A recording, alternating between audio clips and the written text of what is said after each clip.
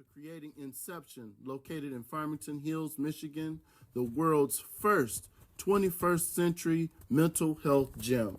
How are you today, David?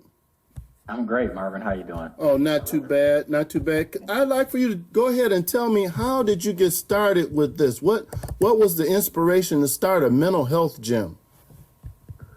Well, I think first I was already in the realm of peak performance and people like Anthony Robbins. I really got into Anthony Robbins. I'm not sure you're familiar with Anthony Robbins, better known as Tony Robbins. Yes. Back in the early 2000s, like around 2001.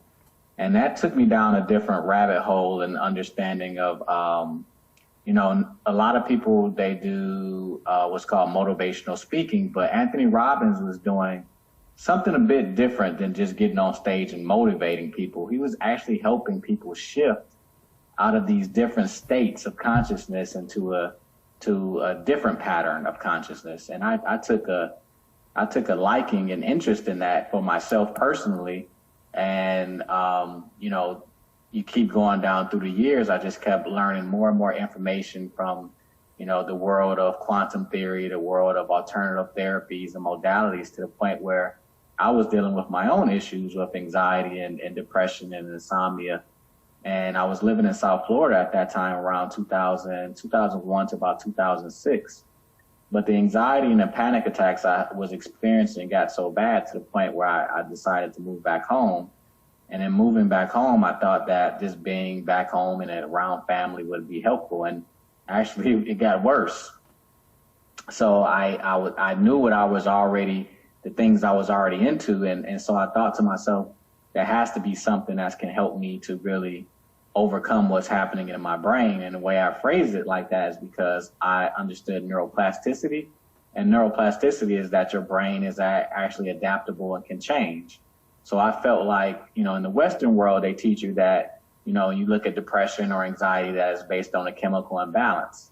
And my thought process was, okay, well, how did I get this chemical imbalance and how do I undo it? So I started looking up different, modalities that could help. And I found our first one, which was called brainwave optimization. And I flew out to Scottsdale, me and my father did, in 2007, and experienced that technology. And I had just a profound shift with using that technology, which is all non-invasive. It's not in the guides of the traditional medical system. It is alternative based. So I had great results. My dad had results, and he didn't even think he was going for me. He thought it was going for himself. He thought he was going for me. So he didn't think I didn't have anything wrong with me, right? I'm just going to help my son. But he went through the same service that I did and found tremendous improvement in his sleep, his mood, and even his golf game. So we decided at that point that as entrepreneurs, and I've always kind of been in that entrepreneurial realm, to actually create our first business, which was called Neuro Fitness Center. So we were really on the cutting edge in 2007 doing brain fitness. And like I tell people, I didn't even know I was in the mental health field or world.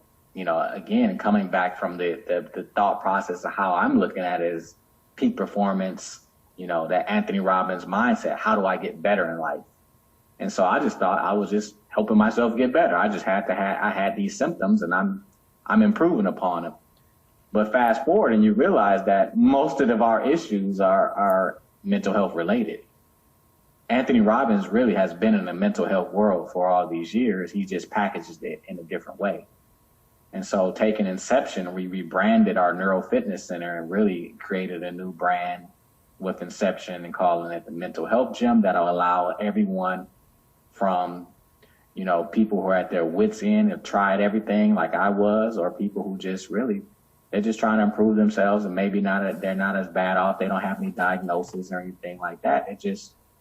They live in an environment which is the United States, and this environment is very high stress.